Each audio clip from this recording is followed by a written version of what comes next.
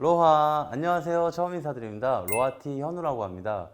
저는 탈색 염색에 관심이 많아 관련된 교육에만 차 한 대 값을 투자한 것 같아요. 그 정도로 탈색 염색에 진심입니다. 오늘 제가 알려드리는 영상이 그 정도로 값어치가 있다는 걸 알아주시면 좋을 것 같고요. 한 해가 끝나가는 시점인 만큼 입사를 앞두고 계시거나 이제 막 입사하신 분들, 아니면 내가 미용실에서 염색을 받을 때 나를 도와주시는 선생님들이 잘 해주시고 있는 건지 궁금하셨던 분들 참고해 주시면 좋을 것 같아요. 가장 먼저 염색 기초에 대해서 알아볼 건데요. 첫 번째로 믹스입니다. 지금 이렇게 염색약과 산화제를 제가 담아놨는데, 염색약은 보통 1제라고 부르는 게 염색약, 그리고 2제가 산화제라고 합니다. 1제와 2제가 섞여서 염색이 진행이 되는 겁니다.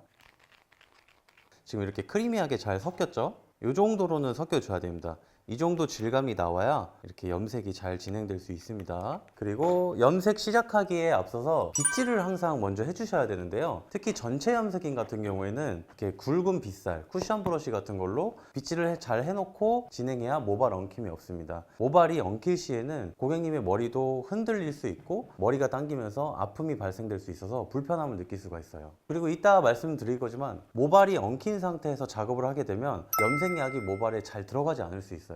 약이 침투가 덜하게 됩니다. 참고해 주시면 되세요. 다음은 도포 순서에 대해서 알려드릴 건데요. 처음에는 센터와 이어 투 이어를 먼저 나눠 놓고, 이어 투 이어 부분 뿌리 쪽을 가볍게 터치해서 약이 발리면 이렇게 고정이 돼요.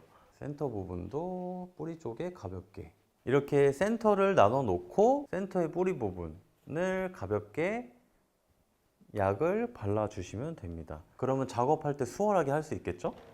반대 부분, 이어 투 이어 부분 한번 다시 해볼게요.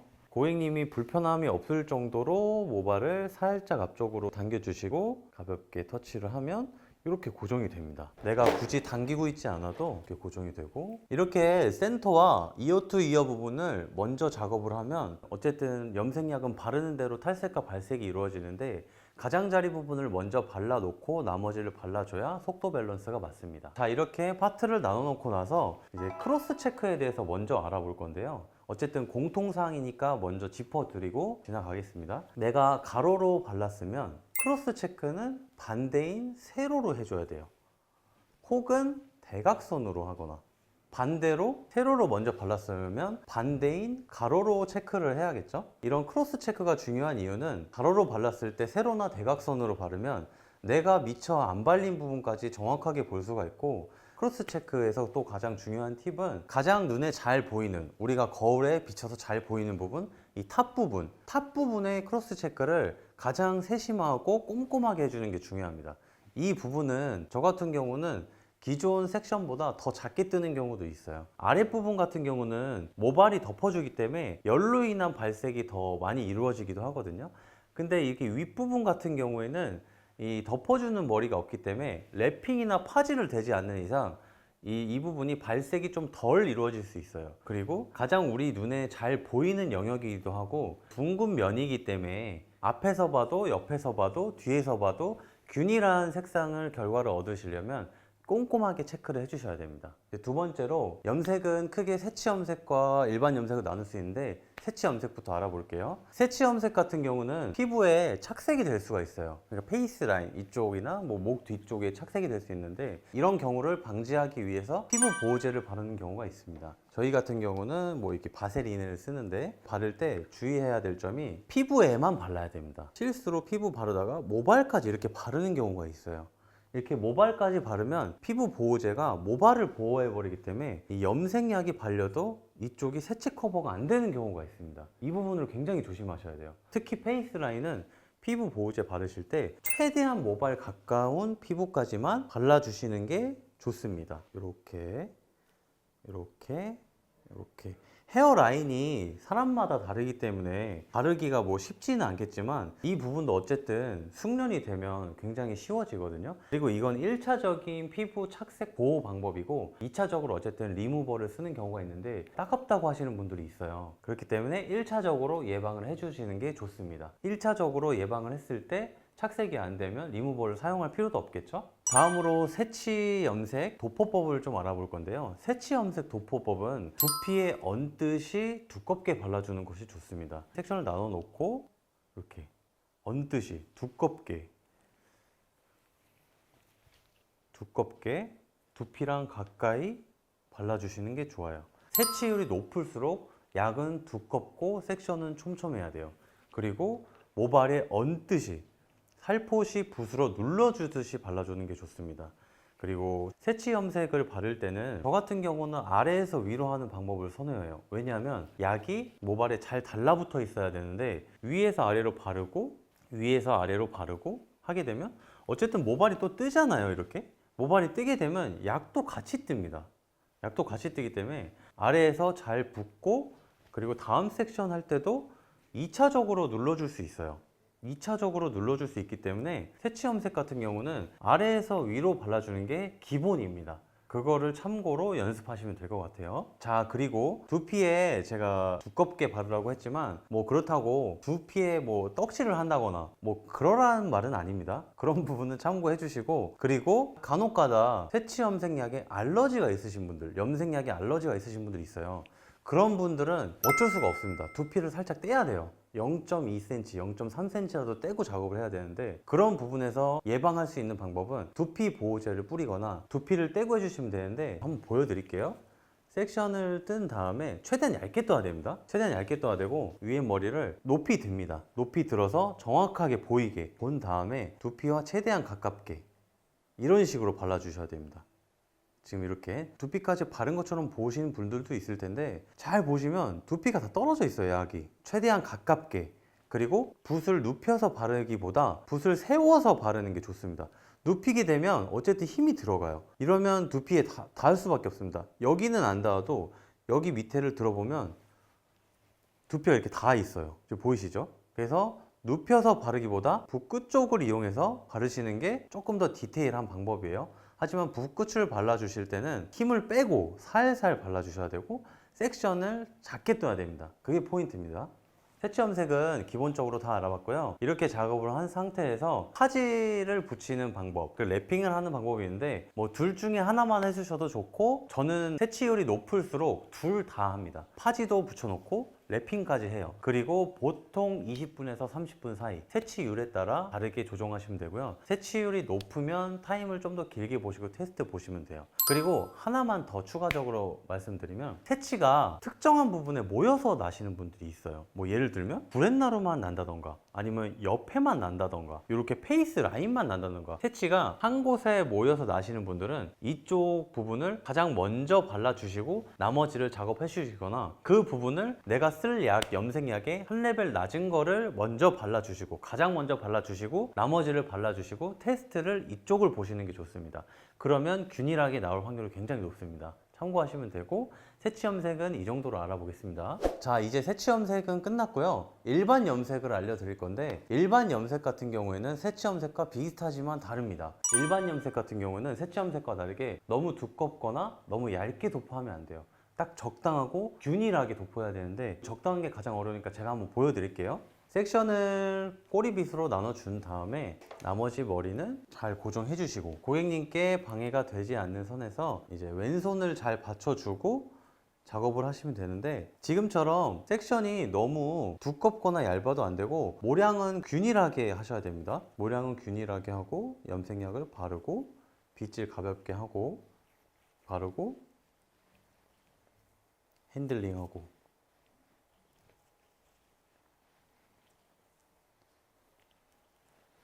이 정도 모발과 약이 거의 1대1 뭐 그 정도로 모발이 살짝 희끗희끗 보이는 정도로 도포해 주시면 돼요. 염색약이 너무 많거나, 지금 여기 보면 염색약이 이 부분이 뭉쳐져 있죠. 이 부분은 발색과 탈색이 빠르게 이루어집니다. 그러면 물론 염색약이 중명도 뭐 7레벨, 8레벨, 6레벨이면 뭐 크게 영향은 없겠지만, 높은 레벨이나 낮은 레벨일수록 미세하게 명도 차이가 생길 수가 있어요. 높은 레벨은 탈색, 뭐 밝은 레벨을 말하는 거고, 낮은 레벨은 어두운 레벨을 말하는 건데, 그 명도 차이가 미세하게 생길 수 있어서 일반 염색 같은 경우, 특히나 높은 레벨일 경우에는 최대한 균일하게 도포해 주시는 게 좋습니다. 지금처럼 발라주실 때도 이렇게 아래쪽으로 아래쪽으로 쓸어주면서 도포해 주시는 게 좋아요. 그리고 지금 보면 제가 뿌리를 거의 1.5cm를 떼고 작업을 했는데요. 지금 같은 경우는 물론 이게 세치 염색약으로 발라놓은 거긴 하지만 높은 레벨일 경우에는 이 뿌리 부분은 두피 열이 발생합니다. 두피 열이 발생하면 열로 인한 염색약 화학 반응이 빨라져요. 그러면 두피만 더 밝아 보이겠죠?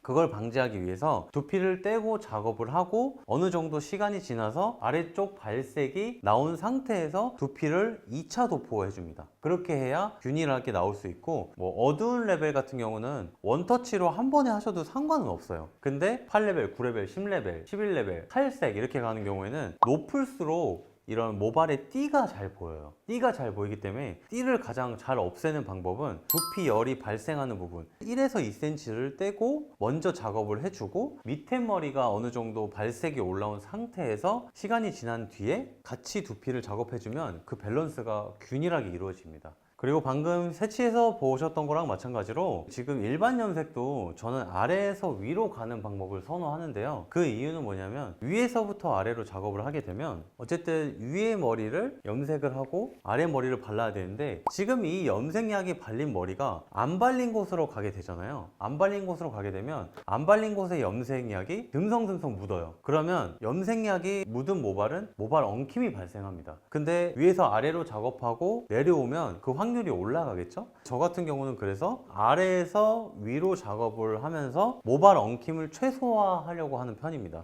아래부터 위로 올라가면서 작업을 해줘야 그 모발 엉킴도 덜 발생하고 수월하게 작업하실 수 있어요. 자, 다음으로 도포 팁에 대해서 하나 더 알려드릴 건데요. 2명 이상 작업 시에 크로스로 작업해주는 게 좋습니다. 2명이서 작업 시에 둘 다 백을 바르고 사이드로 넘어가는 경우가 있는데, 불편하지 않으시다면 상관은 없는데 2명이서 같이 이렇게 작업하면 손이 부딪힐 수밖에 없습니다. 왼손으로는 받쳐줘야 되고 오른손으로는 약을 발라야 되는데 2명이서 하면 이렇게 손이 부딪힐 수밖에 없어요. 그 방법을 최소화할 수 있는 방법이, 한 명이 백을 바르면 다른 쪽 한 명은 반대쪽 사이드를 바르고, 한 명이 사이드를 바르고 있으면 다른 한 명이 반대쪽으로 가고, 반대로 왼쪽 백을 바를 경우에는 오른쪽 사이드로 가는 게 맞겠죠? 그리고 도포 순서나 도포 방식, 섹션의 크기, 모량의 크기 이런 거는 반드시 메인 시술자를 따라가는 게 맞습니다. 왜냐하면 염색 같은 경우는 아까 말씀드렸다시피 높은 레벨, 뭐 낮은 레벨도 중요하겠지만 높은 레벨일 경우에는 띠가 생길 확률이 월등히 높아져요. 그렇기 때문에 메인 시술자가 하는 방식, 아래에서부터 위로, 위에서부터 아래로, 혹은 섹션의 크기, 모량의 크기, 그리고 1cm를 떼고 바르는지 2cm를 떼고 바르는지, 두피부터 바르는지, 이런 모든 조건들이 메인 시술자를 따라가야 됩니다. 그래야 가장 균일한 결과가 나오고 똑같은 시술 결과가 나오겠죠. 자, 그리고 일반 염색 같은 경우는 이렇게 도포를 해주시고 보통 20분을 봅니다. 20분을 보시면 되고, 크로스 체크 또한 아까 말씀드린 대로 똑같이 가로로 발랐으면 세로 혹은 대각선으로 체킹을 해주시면 되고, 일반 염색 같은 경우는 1차 도포를 꼼꼼하게 해주셔야 돼요. 2차 도포 때 엉킴이 많은 탈색모나 높은 손상도의 모발일 경우에는 엉킴이 정말 많이 발생하기 때문에 항상 1차 도포 때 꼼꼼하게 해주시는 게 가장 중요합니다. 체크는 어디까지나 체크예요. 그렇게 해주시면 되고, 랩핑을 하거나 랩핑을 안 하시고 방치하셔도 됩니다. 그건 시술 스타일마다 다른데 저 같은 경우는 랩핑 안 합니다. 랩핑을 하게 되면 열이 발생하고 수분이 차기 때문에 균일한 결과가 안 나올 수 있다고 판단하는 경우도 있어요. 저 같은 경우는. 그래서 그냥 랩핑을 하지 않고 방치를 합니다. 그리고 하나 더 말씀드릴 게, 열 처리에 대해서 궁금해 하시는 분들이 있어요. 저 같은 경우 방금 말씀드렸다시피 랩핑도 안 하고 그냥 그대로 방치한다고 했는데, 열 처리를 하게 되면 열 처리 기계는 다 다르게 생겼어요. 이렇게 아예 감싸서 뜨거운 열기를 보내는 기계가 있고, 돌면서 간접적인 열을 주는 기계가 있는데, 보세요. 열이 이렇게 동그랗게 하면 물론 이 가운데에도 열이 간접적으로 들어오겠지만 직접적으로 들어온 데보다 온도가 다를 수밖에 없겠죠. 이거는 디테일이에요. 이런 부분까지 신경을 써주겠다, 균일하게 열을 주겠다라고 하시면 열 처리해도 되는데, 사실상 열 처리를 안 하는 게 가장 정확합니다. 그리고 열 처리를 하게 되면 잘못하면 두피에 닿은 약이 과한 열로 인해서 조금 부작용을 초래할 수가 있어요. 그런 부분 때문에 열 처리는 웬만하면 피해 주시는 게 좋고, 특히나 고명도, 높은 레벨, 탈색은 열 처리를 정말 안 하시는 게 좋아요. 생각보다 화학 반응이 과하게 일어나서 잘못하면 탈색은 모발이 끊길 수가 있고, 있고 내가 생각했던 것보다 손상도가 다를 수 있고 염색을 바를 때 밑에서 사이드 위까지 오는데 여기서 여기까지 오는데 빨라도 10분, 느리면 20분이 걸리는데 이 20분 안에 또 열 처리를 넣는다. 그럼 여기 머리와 이 밑에 머리는 또 다른 색깔이 나올 수 있어요. 그 부분을 막기 위해서 저는 자연으로 보는 거를 추천드립니다. 우리 일반 염색까지 다 알아봤고 이제는 잘못된 습관에 대해서 알아볼게요. 처음으로 이 왼손의 역할에 대해서 알려드릴 건데 이 왼손의 역할이 정말 중요합니다. 오른손잡이일 경우에 왼손의 역할, 왼손잡이일 경우에는 오른손 역할이겠죠. 저는 오른손잡이이기 때문에 왼손으로 받치는데 이 왼손 같은 경우에 역할이 굉장히 중요한 이유가 특히 이렇게 전체 염색, 전체 세치 염색, 전체 일반 염색을 할 때 중요한 부분이 섹션을 나누고 난 다음에 염색을 바르실 때 왼손으로 잘 받쳐줘야 돼요. 왼손으로 머리 쪽을 살포시 잘 받쳐줘야 돼요. 살포시 닿는 겸 살짝 미는 거겠죠? 그래야 머리가 흔들리지 않습니다. 고객님의 머리가 너무 과하게 이렇게 흔들리고 너무 이렇게 당기게 되면 고객님이 불편할 수 있고 아플 수 있고 더 나아가서 시술자와의 신뢰가 떨어질 수 있어요. 그래서 왼손의 역할이 굉장히 중요합니다. 뿌리 쪽 바르실 때 가까이 대고 모발이 흔들리지 않게, 지금 하나도 안 흔들리죠? 빗질을 해도 흔들리지 않습니다. 지금 제가 세게 누르지 않고 있거든요. 왼손으로 그냥 살짝 갖다 대기만 했어요. 이쪽 면, 여기 검지의 면을 살짝 갖다 대기만 하고 해도 이렇게 흔들리지 않습니다. 브러쉬로 이렇게 좀 어느 정도 세게 발라도 거의 흔들림이 없어요. 그래서 왼손의 역할 굉장히 중요합니다. 이렇게 발라주시고 아래쪽 바르실 때도 왼손의 역할 잘 받쳐줘야 돼요. 그래야 염색약도 안 떨어뜨릴 수 있습니다. 자, 그리고 다음으로 볼에 있는 염색약을 덜어오는 습관들인데요. 이 부분에서 하나 드릴 팁이나 잘못된 습관은 염색약을 쿡 찍어 오는데 이 약 같은 경우는 세치 염색약이라서 좀 돼요. 좀 되직해요. 근데 고명도 염색약이나 염색약마다 질감이 다르기 때문에 묽은 염색약은 쿡 찍어 오면 이렇게 떨어져요. 이렇게 되면 내가 생각한 것보다 너무 과한 양이 되고 이렇기 때문에 항상 습관을 염색약을 콕 찍고 뒷부분을 닦아주시는 게 좋아요. 덜어내고 가져오면 깔끔하게 가져올 수 있습니다. 그리고 이렇게 제가 잘못된 습관이라고 이야기하는 것 중에 하나가 저희는 어쨌든 기계랑 일하는 게 아니고 사람 대 사람으로 일하는 거기 때문에 많이 찍어서 가져오게 되면 방금 제가 떨어뜨리는 거 보여드렸는데 이게 만약에 같이 시술하는 시술자에게 튀거나 더 나아가서 고객님한테 튄다고 생각을 해보세요. 만약에 이런 세치 염색약이나 어두운 염색약이 고객님의 옷이나 피부에 튀면 이런 건 지워지지도 않습니다. 물론 노력해서 지울 수는 있겠죠. 굉장히 민망한 상황이 될 수 있어요. 이거는 정말 하면 안 되는 실수 중에 하나입니다. 그렇기 때문에 항상 이렇게 염색약을 덜어주는 습관, 내가 원하는 양을 정확히 가져오는 습관 들이시면 좋습니다. 그리고 추가적으로 이렇게 염색약을 덜어서 원하는 양만 가져와서 바르는 방법이 지금처럼 이렇게 균일하게 도포할 수 있어요. 너무 과하지도 두껍지도 얇지도 않게 이런 식으로 도포를 해주셔야 되는 거고, 어쨌든 제가 말하는 게 계속 뭐가 연관이 되죠. 그리고 다음은 속도와 정확도에 대해서 얘기해 볼 건데요. 염색 같은 경우는 속도는 정말 중요해요. 정말 중요하지만 속도보다 정확도가 더 중요합니다. 왜냐하면 속도가 아무리 빨라도 빠르게 시술하다 보면 정확도가 차칫하면 떨어질 수 있어요. 정확도가 떨어지면 재시술이라는 걸 해야 됩니다. 재시술을 하게 되면 시간과 비용, 더 나아가서 감정까지 배로 들어요. 그러니까 속도가 조금 더 떨어지더라도 정확도를 높이면 어느샌가 속도는 다 빨라져 있어요. 그렇다고 해서 속도가 중요하지 않다는 건 아니에요. 속도도 중요합니다. 속도도 중요하지만 정확도에 포커스를 맞춰서 연습을 하고 그 정확도로 하다 보면 속도는 자연스럽게 올라가는 걸 참고해 주셔야 돼요. 네, 지금까지 염색 기초에 대해서 알아보았는데요. 제가 설명한 것을 토대로 연습하시고 영상을 보시면서 궁금한 것들, 더 알고 싶은 것들, 이런 것들 댓글로 피드백 주시면 참고해서 다음 영상을 찍어보도록 하겠습니다. 처음부터 잘하는 사람은 없습니다. 노력은 절대 배신하지 않으니까 노력하시고 연습하세요. 그러면 언젠가는 찬란하게 빛나고 있을 자기 자신을 보게 될 겁니다. 연말 마무리 잘 하셨으면 좋겠고요. 지금까지 로아티 현우였습니다. 감사합니다.